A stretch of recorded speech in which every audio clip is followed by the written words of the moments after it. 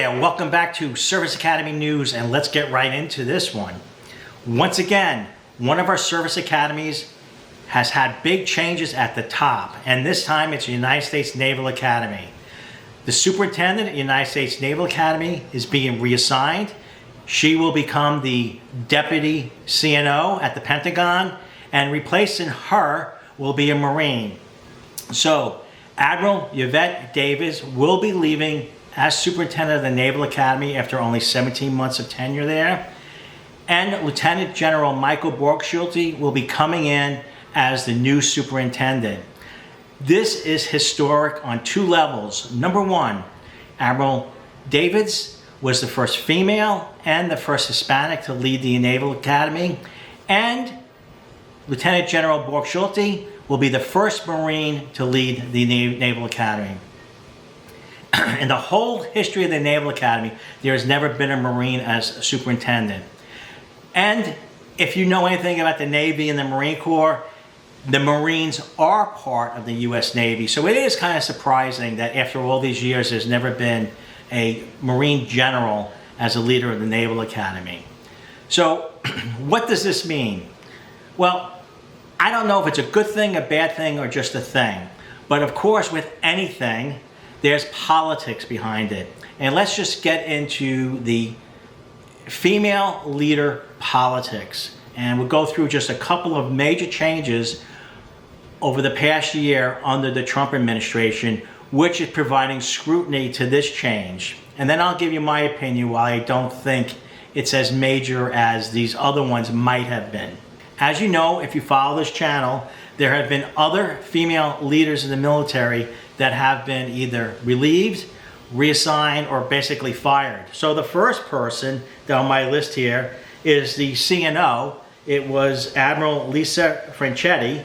She was fired on February 21st, 2025, right after the Trump administration came in. And no reason was given at the time, but many believe because she was woke and she really didn't match up with the Trump agenda for the military, and especially the Hegseth agenda. So she was relieved of command and she was gone.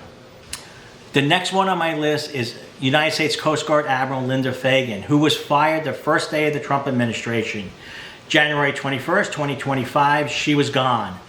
There were reasons given for her. Her leadership as the Commandant of the United States Coast Guard was ineffective. She was basically too woke. She brought in too many DEI programs, which weakened the Coast Guard. And the Trump and the Department of Homeland Security leaders did not give her their support, and she was gone out of there. The next one on my list was the United States Merchant Marine Academy Superintendent, Joanna Noonan, who was also relieved of command, and she was fired right after the graduation ceremony at Kings Point. It was no surprise for her that the changes were coming, but Secretary Duffy relieved her, and I had a video about that. You can look at it in my stack of videos. But once again, her agenda, her woke ideology per se, did not match up with that of Secretary Duffy and the Trump administration. And of course, there was the big Jesus painting, Lifeboat Jesus, Basement Jesus painting, that really did not add to her favoritism with the Trump administration and especially Secretary Duffy. So now there's Admiral Yvette Davis, who has been reassigned to the Pentagon as a deputy CNO. Is this in the same category as the other three admirals? I don't think so. And the reason I say that is because she is being reassigned and it is a lateral move. Is Deputy CNO as prestigious as Superintendent of the Naval Academy?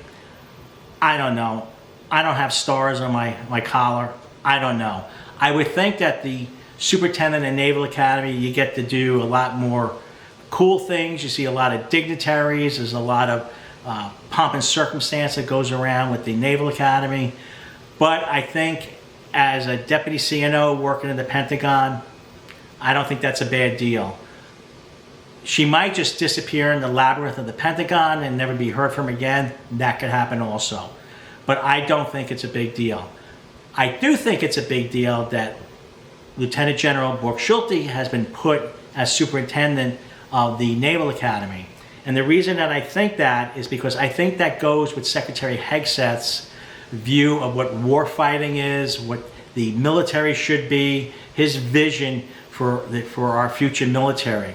And I think having a Marine in that position sends a message that we mean business, the Marines mean business, and a Marine as a leader of the Naval Academy, that they're going to train the future naval officers and the handful of Marine officers that come out of there every year differently, and that they're going to be more successful war fighters in the future.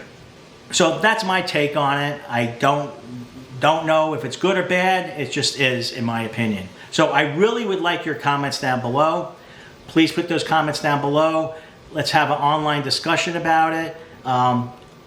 I did ask one of my contacts who is a Marine and who is a graduate of Naval Academy and who currently works in the Pentagon. And I said, what is going to be different at the Naval Academy with a Marine running the show other than a Naval Admiral running the show? And he said to me, probably nothing. It probably will be just, life will just go on, and that General Borgshulte is an aviator and he wasn't a ground Marine. So they come from a different point of view than the ground Marines come from. So that's that Marine's take on it. So that's all I got. Comments down below. Thank you so much for tuning in. I really appreciate it. And bye now.